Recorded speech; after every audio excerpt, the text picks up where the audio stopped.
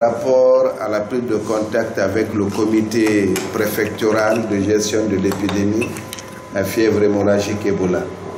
Donc c'est une prise de contact d'abord comme le premier point de l'ordre du jour, comme vous l'avez dit.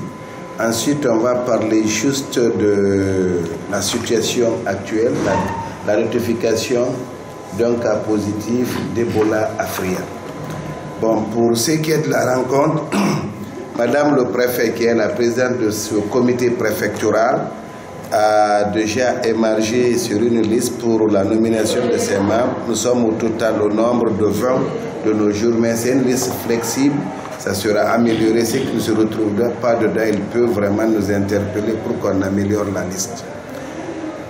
Sur ce, par rapport au comité technique préfectoral qui a son siège à la DPS, ce comité aussi existe avec une dizaine de membres composés de techniciens.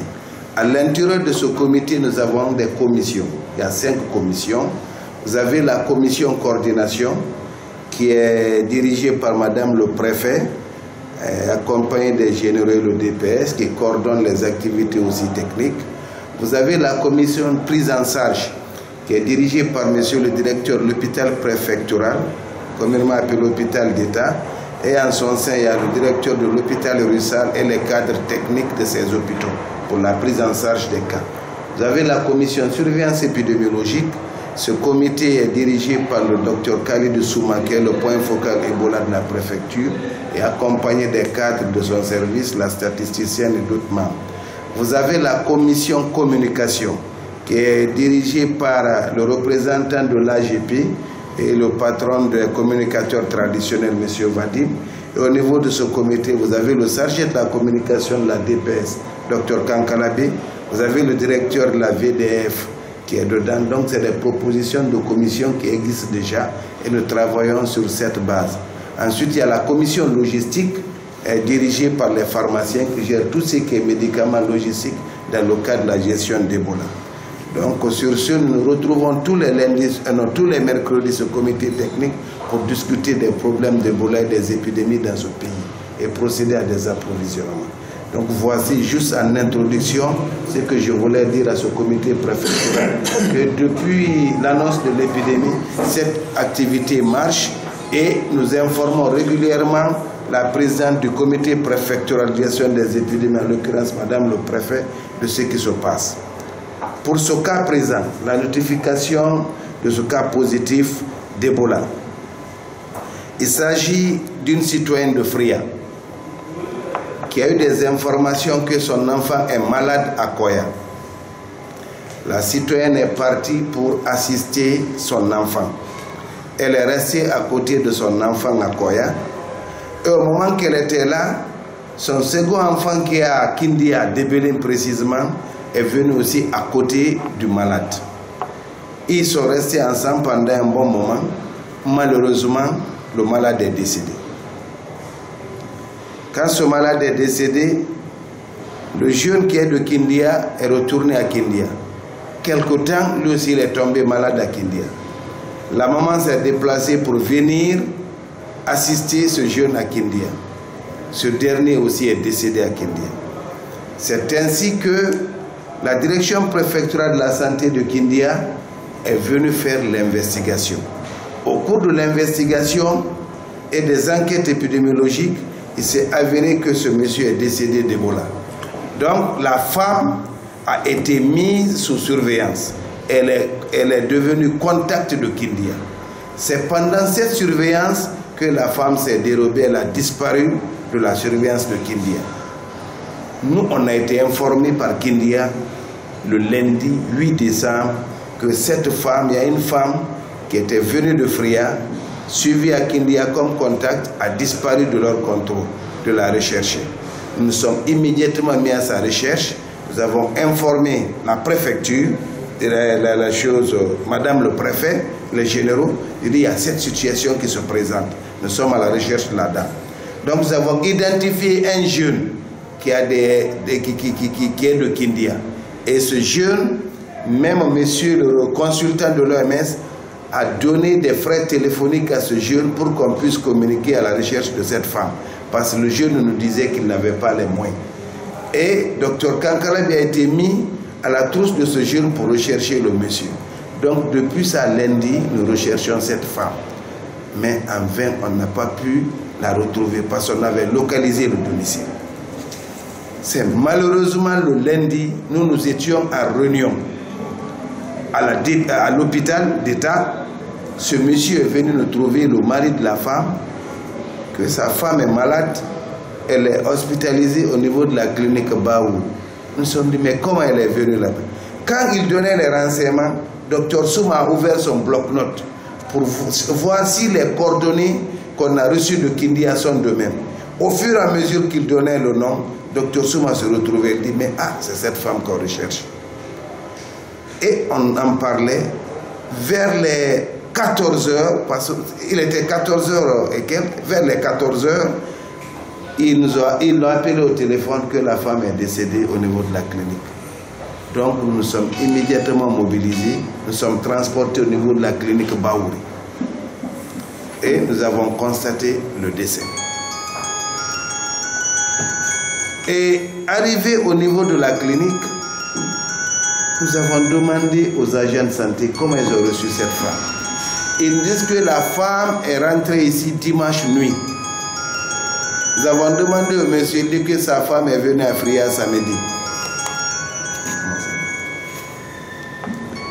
Arrivé à samedi, maintenant il a embarqué la femme, vu son état, pour la clinique Baouri. Arrivé, les jeunes l'ont reçu sans protection. Ils l'ont examiné. Passé la nuit, ils ont donné un calmant à la femme. Le lendemain, ils ont procédé au bilan. Ils ont demandé la glycémie, la goutte épaisse. Et ils ont institué un traitement. Ce traitement institué est à l'après-midi, vers 14 h, la femme a fait des crises et elle a rendu là. Mais nous venions de déposer 2 paquets de gants à cette clinique pour des mesures de protection. Ces 2 paquets étaient là, ils ont reconnu que les paquets sont là, mais ils n'ont pas utilisé, ne se sont pas protégés. Donc, maintenant, quand ça s'est passé ainsi, nous nous sommes retrouvés à nouveau en comité technique avec l'OMS pour procéder au prélèvement. Nous avons procédé au prélèvement à 19 h pour nous rassurer que c'est un cas d'Ebola. L'OMS a assuré la logistique, le carburant et tout. Ils ont pris l'échantillon à 19 h, ils l'ont amené à Conakry. Ils sont rentrés tardivement à Conakry. Le lendemain, ils se sont rendus au labo. D'abord, ils ont déposé l'échantillon au centre de traitement. C'est le lendemain matin qu'ils sont revenus récupérer l'échantillon, l'amener au laboratoire. L'examen a été effectué et à 16 h, moi, j'ai été appelé ici que la femme ou le malade est positif. J'ai immédiatement informé l'autorité et d'autres dispositions ont été prises. Maintenant, avant que l'échantillon, le lendemain, nous nous sommes retrouvés pour maintenant l'enterrement sécurisé du corps. Nous avons demandé à la Croix-Rouge de Fria de nous aider pour ça. La Croix-Rouge a joint la Croix-Rouge nationale. Elle a dit que notre Croix-Rouge n'est pas outillée pour gérer ce genre de situation. Immédiatement, la Croix-Rouge de Doubreka a été jointe par la Croix-Rouge nationale et celle-là est venue le lendemain, hier à 7 h. Elle était là avec tous les moyens. Nous avons procédé à un enterrement sécurisé. Donc ceux qui se chantent que c'est la famille qui a géré le corps, c'est des histoires. La famille était à côté, mais la famille n'a pas manipulé le corps. Mais pour le respect de la coutume, nous avons demandé à la famille de nous trouver le linceul, de nous trouver la natte. Nous avons trouvé notre brancard, notre sac mortuaire et avec les kits d'hygiène, nous avons procédé au lavage, à la désinfection, au tout. Après, nous avons mis le linceul et tout ce qui est nécessaire. Nous avons mis le corps dans notre pick-up, on l'a transporté jusqu'au cimetière. Mais c'est la Croix-Rouge qui le faisait. Le corps a été déposé à une distance Et il y a eu les prières. La Croix-Rouge a récupéré le même corps avec la famille derrière. La Croix-Rouge est venue enterrer. Donc il y a un enterrement sécurisé. Ceux qui se chantent que c'est la famille qui a géré le corps, c'est archi faux. Donc après cet enterrement, nous sommes revenus et nous avons reçu l'information à 16 h. À 17 h, on s'est retrouvés à l'hôpital. Nous avons joint le directeur de la clinique AFIA pour lui annoncer l'information. Nous avons cherché à joindre M. Sou, qu'on n'a pas pu, qui est venu peut-être, qu'on n'a pas pu joindre, mais ce matin on ira chez lui. Donc, à l'occasion, nous sommes retrouvés avec toute l'équipe technique et les dispositions suivantes ont été prises ce matin. D'abord, ils ont déjà commencé, c'est le recensement de tous les contacts. La clinique va ouvrir, tous les travaux de là-bas sont des contacts. Et la clinique sera fermée pendant 21 jours. Là, nous l'avons proposé techniquement. Ensuite, c'est l'identification des agents communautaires pour le suivi de tous ces contacts. Donc, au niveau des rayons, les agents communautaires seront identifiés pour suivre ces contacts pendant 21 jours. Et toute personne qui présentera des signes sera suivie et prise à temps pour être soignée, pour ne pas qu'il fasse la maladie ou pour ne pas qu'il contamine l'entourage. C'est l'identification des superviseurs. Localement, les chefs de centre qui seront là seront identifiés pour superviser ces agents communautaires aussi. Ensuite, nous avons joint hier, vers les 21 h, la coordination nationale Ebola. Et nous sommes entretenus avec Dr Sakoba, qui a déploré vraiment cette situation. Il a dit maintenant que Koya risque de recontaminer toute la Basse-Côte. Parce que c'est le contact de Koya, parce que la maladie est partie de Koya, qui risque encore de renvoyer la Basse-Côte. Donc de prendre des dispositions qu'il est réellement, et prendra des dispositions qu'il est en train de préparer quelque chose pour le soutien, l'appui à toutes les préfectures. Et il nous a demandé de faire un rapport et lui balancer le rapport.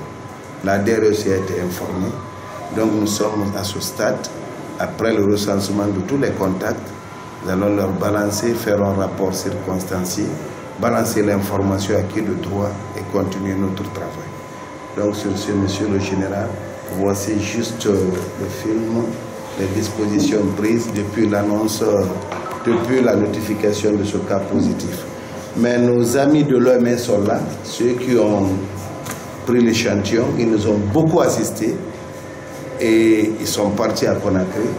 Peut-être si vous le permettez, on peut leur passer la parole s'ils ont quelque chose à dire. Bon, si à défaut ils n'ont rien à dire, et on va vous tourner la parole. Oui. Oui. En fait, par rapport à vos instructions, nous sommes rendus sur le terrain à 8h30. À 8h30, on a trouvé M. Sou qui est revenu de son voyage. Mais ce qui est encore impressionnant, cet enfant qui disait qu'il a accompagné était encore avec lui.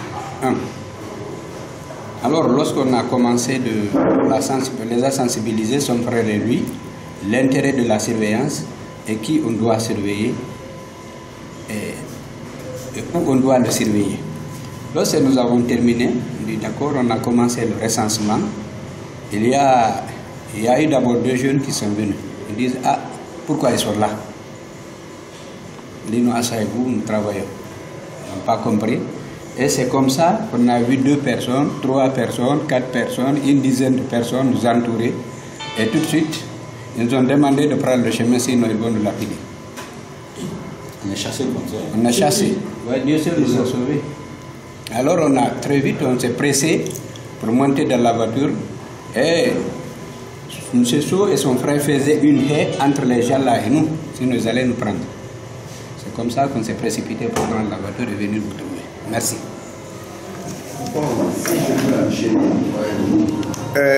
Cette situation, M. Sou était informé. Il savait que sa femme souffrait d'Ebola. Il faut qu'on soit... Parce que quand vous recoupez les choses, vous comprenez qu'il est complice. Parce qu'il faut qu'on se dise la réalité. Sa femme est partie à Koya. Il y a eu un premier décès. Il y a eu un deuxième décès. Et dès qu'il a hospitalisé sa femme, il a fui de la clinique pour venir le voir. Et les gens de la clinique nous ont dit que quand il venait, ne s'approchait même pas de la femme, il faisait comme ça. Alors, ici, là. Donc il avait déjà des suspicions. Et hier, je ne vous ai pas donné l'information. Quand nous l'avons joué, il nous a dit qu'il est sur la route de Kindia pour déposer l'enfant. Je pense que l'autorité est intervenue. C'est pour qu'il est revenu la nuit. Il est revenu la nuit sous l'insistance de l'autorité. Sinon, il serait parti. Est-ce que d'abord il était parti? Non, je ne sais pas. Dans tous les cas, il était parti. Ok, merci. Donc, je ne vais même pas continuer. Mais je vais vous dire une chose. Ces réactions-là, il faut voir, il est l'un des pivots dedans. Si on ne prend pas des dispositions, je vais vous dire une chose. Nous, il nous a dit que la femme est venue samedi. Et il y a même des gens qui nous disent que quelqu'un est venu la perfuser chez elle avant qu'elle ne vienne à la clinique. La maladie commence à s'étendre. Si on ne prend pas de dispositions, on est tous à risque. Et tout ça, c'est M. Sow. Et il a l'information. Il sait que ces jeunes-là sont décédés de ça. Toute sa famille de Koya ou de Kindia a été récupérée pour Forécaria. Ils les ont tous ramassés. Mais de force, hein, parce qu'une des filles, je vais vous dire ça maintenant, une des filles ne voulait pas quitter. La population est sortie. Si tu ne quittes pas, on démolit le bâtiment. C'est à ce moment qu'elle s'est rendue à la Croix-Rouge. Donc moi, je ne pense pas, on ne va pas créer des incidents, mais il faut qu'on prenne des dispositions. So et sa famille de Koya et de Kindia, c'est eux, c'est un foyer. On pouvait appeler aussi Kindia, parce qu'on a reçu l'information là. Toute la famille est actuellement à Forécaria, dans le centre de transit. On les a tous ramassés. Parce que c'est comme ça, ils sont en train de distribuer la maladie sans informer les gens. Moi, j'ai reçu l'information, So même était à Kindia. Mais il était là-bas. So est parti à Kindia, et moi, lorsque je suis allé, on dit que So est au travail, que la femme n'est pas revenue. C'est qu'on me dit le mercredi. Le mercredi à 19h40. Que la femme, j'ai trouvé une femme, j'ai dit beaucoup, et madame So, je viens adresser les condoléances. Elle dit, ah, on part ici. Bon, monsieur, permettez-moi d'intervenir si c'est possible.